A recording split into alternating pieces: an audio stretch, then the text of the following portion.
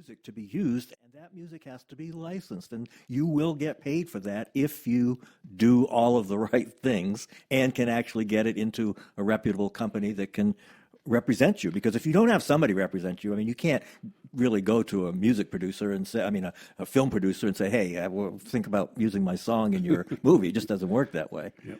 And I mean, it's different sometimes, I think, in the U.S. than it is over in Europe. We've had some film TV libraries over there that'll get you real small placements. You know, they're not big time. But really, quantity is the thing, right? For sure. The more you write, the more you produce, and the more you submit to these places, including the songwriting contest, because some of that stuff leads to licensing as well, right? Well, and then they also have sync competitions in those contests, some of them. And those, I would imagine, the winners of those probably undoubtedly get synced somewhere eventually, because so many people have basically said, hey, this would be a good sync. Yeah, many times if you even go to the websites where they are promoting their contest, you see the list of the winners and where they've been, and they're got all kinds of song placements, and and there's other entities that do stuff like Taxi and right. There are companies, but those are big, and they're not really necessarily as useful to you as a company that's focusing directly on things. But Taxi does a lot of stuff.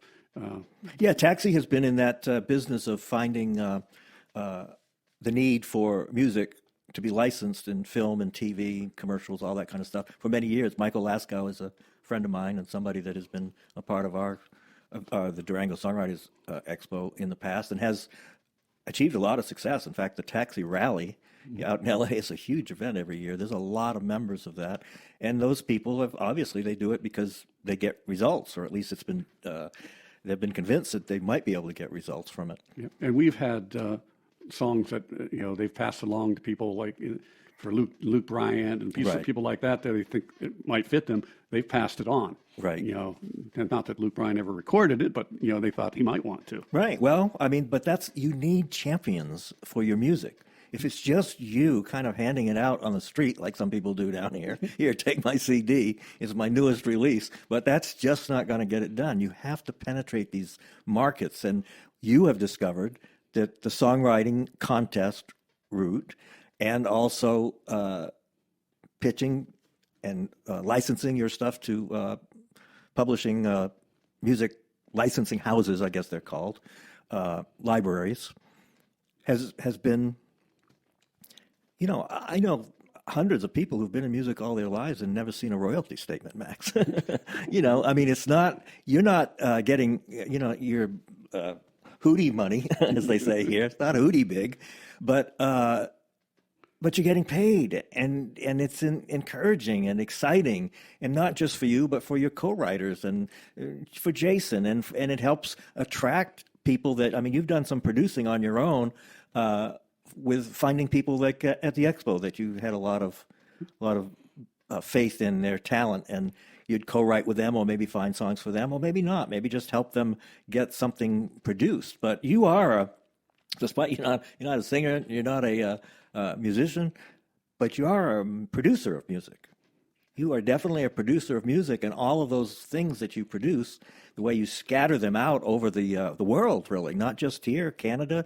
I don't know about Southern Hemisphere, if you've had much going on down there, but maybe you got to speak the language. Anything that's in English, you have had some real good opportunities, and you continue to. Yeah, and it's really interesting because different countries are different. Like Canada, you have to be careful because there's so much content that has to be Canadian.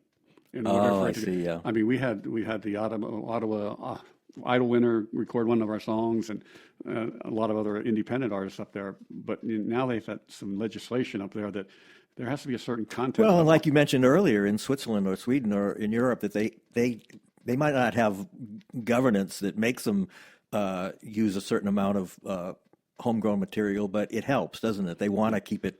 Yeah. Keep it in their country. Yeah, and one other thing I can mention is if you know up and coming artists that you think are really good that have a shot, if they can only get through the door, you might want to hook up with them. Like I did that with a person called Hannah Richardson, very talented, very good singer.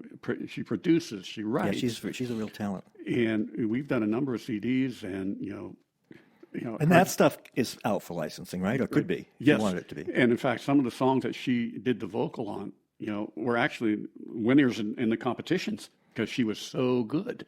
You mean in vocal competitions? In songwriting competitions where she did the vocal on the Right. song. Well, of course, that goes back to the demo, man. If given that everything's equal as far as all these songs are really good, the ones that slay you with their production are going to win. It's just human nature to choose those. Before I let you go, Max, I want to touch on one other thing. And that is people listening to this, it's like, this guy's got all this stuff going on and he doesn't play an instrument and he doesn't sing.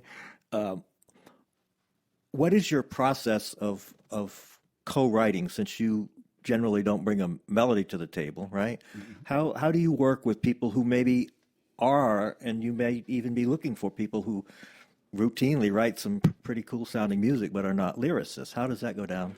Well, for me, it's always been easy because I can write the lyric to start with and change it as the melody, right. Adapt it to or I can, work with the artist or whatever when they say, okay, this is a little too long here. Could we change this? Whatever. And you got to be willing, there's no ego in it. Right. And if there is, that's a problem. It's going to be a problem. You've got to be able to be willing to see other people's points of view and whatever in the process. And, for me, I never envisioned myself even as a lyricist. When I graduated from college, I was a poet. But I saw an ad for a songwriting American Song Festival lyric competition. So I sat down and I wrote what I thought was a lyric and sent it in. Forgot about it. 6 months later, they called me and said, hey, you're an honorable mention in this contest. I said, oh, maybe I can do this. Maybe I am a songwriter.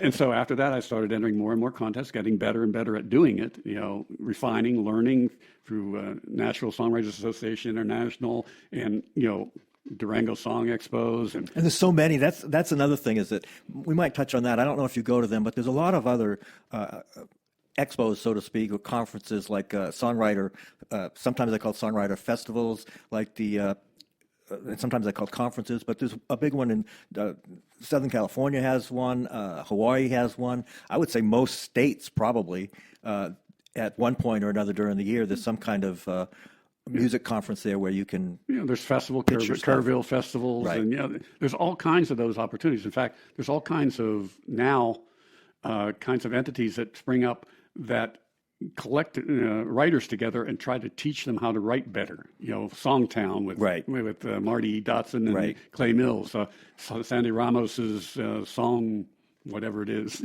And that's a really good point. And my interest in doing what I'm doing with this show called Show Me the Money in Music is that somebody said to me one time is, there's lots of people that know how to create music and write songs, and that's great.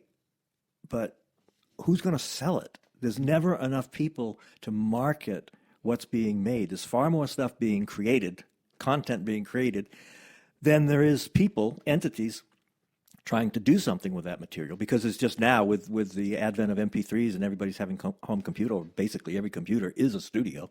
You can make a record, you can make a movie with your iPhone. So the amount of content that's being created is just astronomical.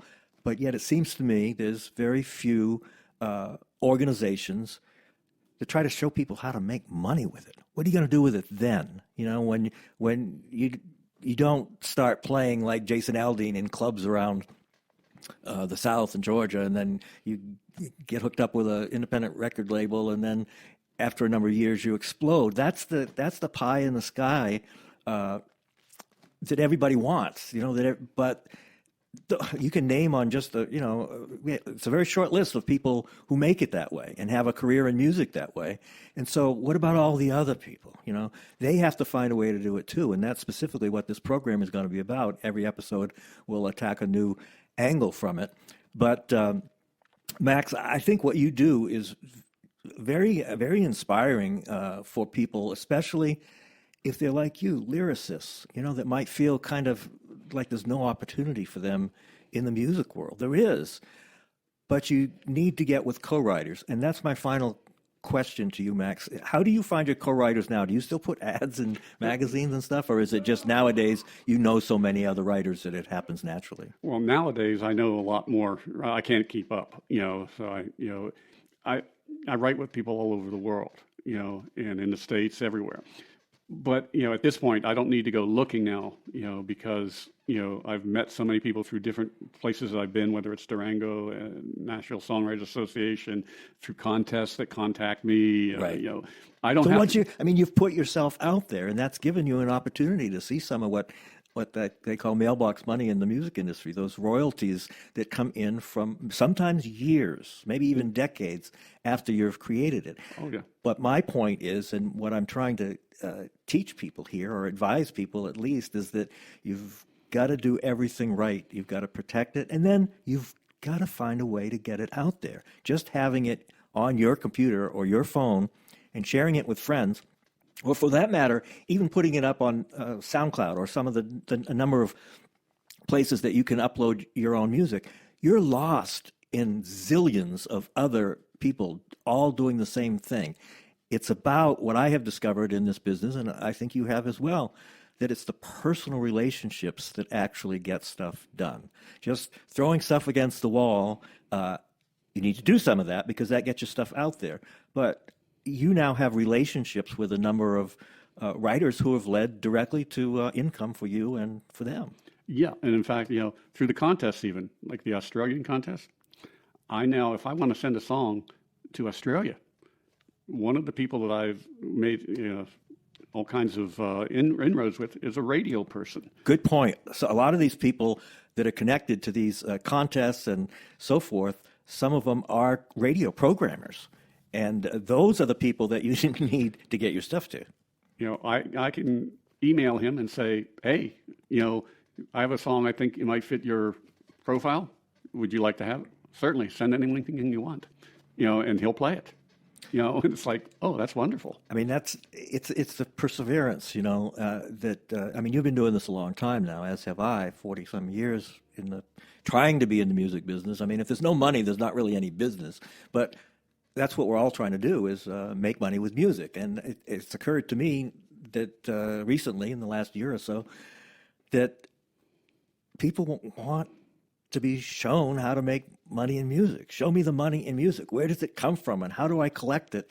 And are there still any opportunities left, given that really anybody can be a producer of music now and a video maker, or a movie maker for that matter? Doesn't mean it's going to get anywhere. But assuming that you do everything right and you have quality stuff, you still have to do the kinds of things that you've done. Networking. You have to put in the elbow grease to do it. And in fact, if you're only playing it for your friends and they're saying, oh, that's wonderful, that's probably not the way to get a judgment. Right. On your mom's going to like everything you do. You probably want to get to some more discerning ears and not take offense. Right. If someone says, you need to start with this and go a different direction or whatever, they may or may not be right. But don't take offense at it, because those ears may be the ones that hear the next song that's going to get you to the top. You want people to respect what you're doing and have the kind of respectful relationship with them and honor their, don't be a pest, don't be a nuisance, don't send email after email to the same people over again. It's a nurturing that has to go on between both parties, really. I mean, the person and the business that they're trying to get their stuff associated with. And in fact, if you're really just starting out, places like Nashville Songwriters International, right, NSAI, they have critiquing things for you. They have mentors for you. They have the ability to interact with, actually professional songwriters. They have the ability for sync sessions. They have all that stuff. And if you go to those things and you keep learning and you don't take offense at the fact that your songs aren't exactly what they need, and they're nurturing you on how to get them better, well, that's what you want. I know a lot of those people down at NSAI, and many of my co-writers wrote with them, right. And they're good people, and they're not getting paid to not help you. Right. They're trying to. But you have to. Trying to help you, but you have to be open to it, right? And you can't be so attached to what you've created that you'll never change it. Otherwise, you've basically got one chance, and that's then it's over. But if you're flexible, maybe somehow something that you've done in the past can be used over again if you make the right contacts and keep doing projects and going to these things. Like NSAI has a lot, Americana Music Conference, like you said, Kerrville, and all these songwriter events. It's a way to be involved and meet people, but in addition to that, you have to be prepared and have your work done professionally and have it protected professionally, everybody on it, so that you don't finally get a big break and then somebody won't sign off on it, and you make a bunch of enemies. Yes. And for instance, I mean, even some of the contests are done by groups that really are there to show you how to improve your writing. Like Songwriters Association in Washington, D.C., they run the Mid-Atlantic Song Competition. They have events where you can, kind of get together with other people, or they'll let you play songs and you critique them for you. And those kind of things, they're there to help you, and if you are willing to take the time, effort, energy, and criticism, you might end up getting better. I mean, I never thought my songs were any good to begin with, so I didn't have anything to worry about. But when people say, "Oh, that's not too bad," oh really? You were your own worst critic. Well, and it's amazing when I look back and I look at some of the songs I've written, some of the lyrics that I never even sent to people. I say, "Wow, that's different. Let me send that." And being prolific helps also, right? Having the inspiration to write a lot, or if you're a musician, practice a lot, or play a lot, or just try to keep honing your craft. And it's really interesting for a lyric person. For me, I have to have a good hook line. When I hear something that's ooh. Well, that's kind of the title, right? Exactly. I mean that's right to the title, and if the title sucks, probably the song's gonna suck. Well, for instance, I was listening to a biography on Winston Churchill.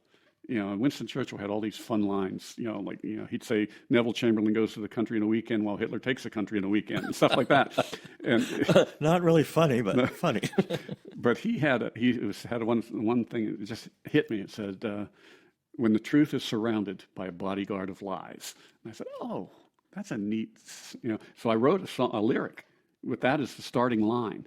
And the chorus was, "But I'll leave a light on in my heart for you." Yeah, I've heard that song of yours, and it's a good song. And that's another really good point, though, for songwriters, is to listen to what people say very carefully, especially smart people who tend to drop lines just naturally because they're intellectual, that maybe have meanings on multiple levels, and you can turn that into a song. Yeah. For instance, I look back at one of my files, and I saw a lyric that said, "One ring too late."